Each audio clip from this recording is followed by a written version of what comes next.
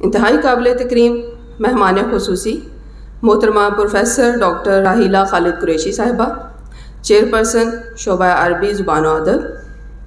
انتہائی قابل قدر محترم جج صاحبان، شیخ التجوید قاری محمد ادریس فاروقی صاحب، استاذ القراء قاری الہی بخش صاحب اور استاذ التجوید قاری عبدالمالک صاحب، معزز حاضرین گرامی، اساتذہ کرام، دیگر جامعات سے تشریف لانے والے اساتذہ اور طلبہ اور عزیز طلبہ و طالبات، السلام علیکم۔ آج کی اس بابرکت اور پرنور تقریب میں آپ تمام حاضرین کو دل کی اتھاہ گہرائیوں سے خوش آمدید کہتی ہوں اور اب سب کی شکر گزار ہوں۔ بالخصوص میں اپنے معزز جج صاحبان کی تہہ دل سے شکر گزار ہوں، اپنی بے پناہ مصروفیات میں سے وقت نکال کر اس انتہائی اہم دینی فریضے کی تکمیل کے لیے وہ ہمارے اندر موجود ہیں۔ بہت بہت شکریہ محترم اساتذہ کرام۔ حاضرین مجلس، ہم سب جانتے ہیں ربیع الاول کا مبارک مہینہ جیسے ہی اس کا آغاز ہوتا ہے تو عالم اسلام کے اندر ایک عجیب پرنور کیفیت برپا ہو جاتی ہے۔ ہر مسلمان کا دل ایک خاص قسم کی ایمانی کیفیت سے بھرپور ہو جاتا ہے اور اس کا اظہار ہمیں اپنے گلی کوچوں اور تمام اداروں اور ہر جگہ پہ نظر آتا ہے۔ اور کیوں نہ ہو، کیونکہ یہ وہ بابرکت مہینہ ہے جس میں وہ ہادی عالم سرور کونین فخر موجودات حضرت محمد صلی اللہ علیہ وآلہ وسلم اس دنیا میں تشریف لائے، جنہوں نے جہالت میں ڈوبی ہوئی انسانیت کی راہ دکھائی اور اس جہالت میں ڈوبی ہوئی انسانیت کو جو کہ راہزن اور انسانیت کے انتہائی گھناؤنے کرائمز میں ملوث تھی،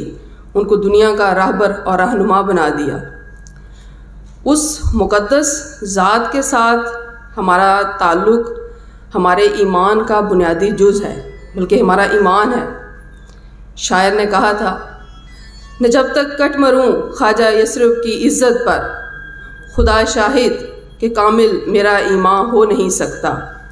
تو یہ ہمارے ایمان کا بنیادی حصہ ہے کہ اس ذات اقدس کی محبت،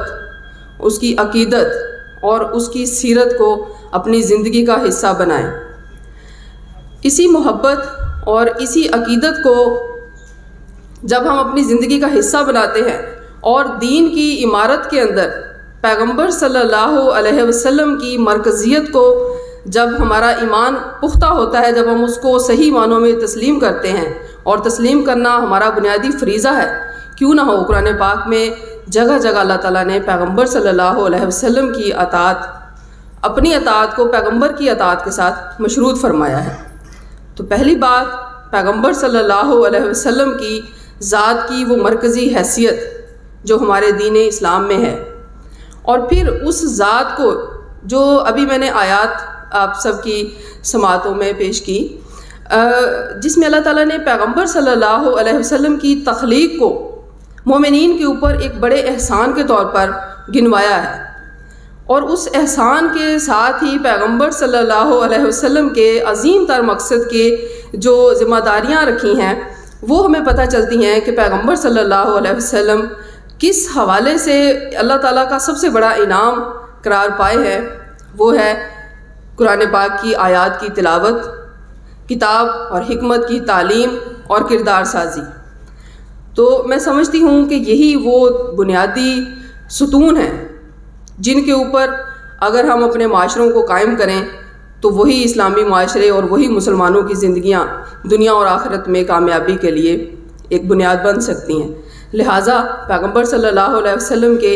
انہی بنیادی جو مناسب قرآن پاک میں بیان کیے گئے ہیں، ان کو ہمیشہ قائم اور دائم رکھنا، ان کو اپنی نوجوان نسل تک پہنچانا،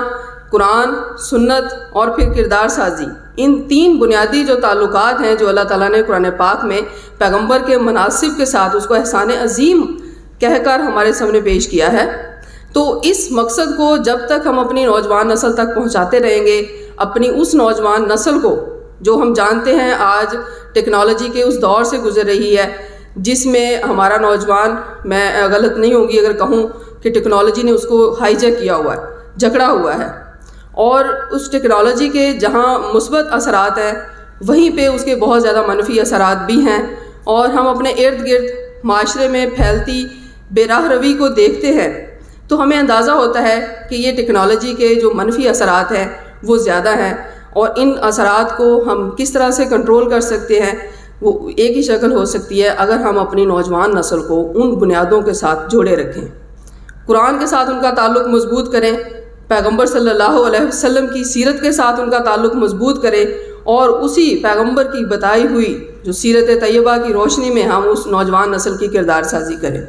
تو آج کی جو تقریبات ہیں یہ بھی اسی سلسلے کی ایک کڑی ہے کہ ربیع الاول میں جس طرح سے تمام ادارے کوئی نہ کوئی اپنی ایکٹیویٹیز اس میں کرتے ہیں، حکومت پنجاب کا خصوصی انیشیٹو ہے عشرہ شان رحمۃ اللہ عالمین، جس کے سلسلے میں پنجاب بھر کی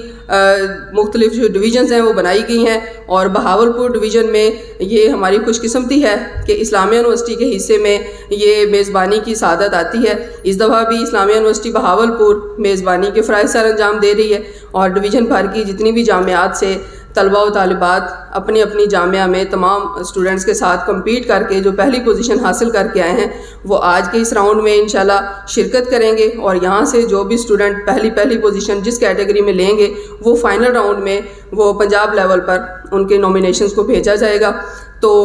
اسی طرح سے ہم یہ ایک اس کی ایکٹیویٹیز کی شکل ہے۔ پورا ربیع الاول کا مہینہ ہماری اسلامیہ یونیورسٹی بہاولپور، ہمارا جو فیکلٹی آف اسلامک لرننگ اس میں محترم ڈین صاحب کی